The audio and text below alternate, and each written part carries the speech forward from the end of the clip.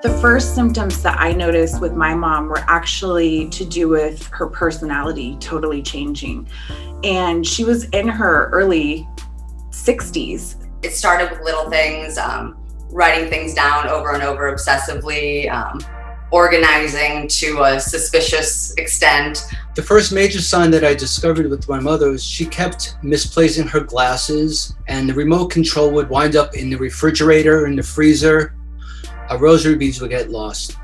I think that was like our first hint into think something might actually be wrong, and it's not just mom. My husband, Harvey, had been telling me that he didn't think his memory was as good as it should be. But what middle-aged person doesn't think their memory isn't as good? So I kind of blew it off. You kind of want to explain it away. You don't want your loved one to have a cognitive disease. We were both in denial. I just thought it was part of aging. It was on a family vacation to Costa Rica when I really knew something was really wrong. He could not follow our guide's instructions, and he actually got lost on the resort.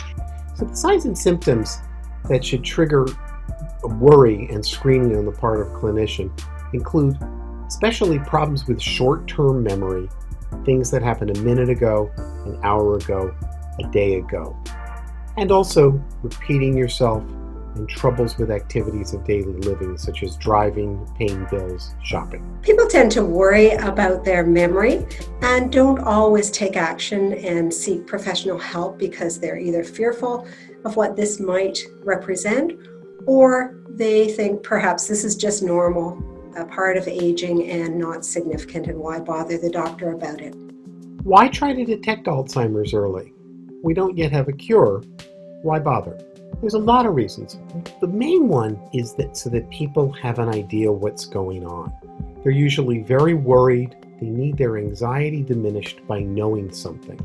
And I find that reducing anxiety with knowledge is very helpful.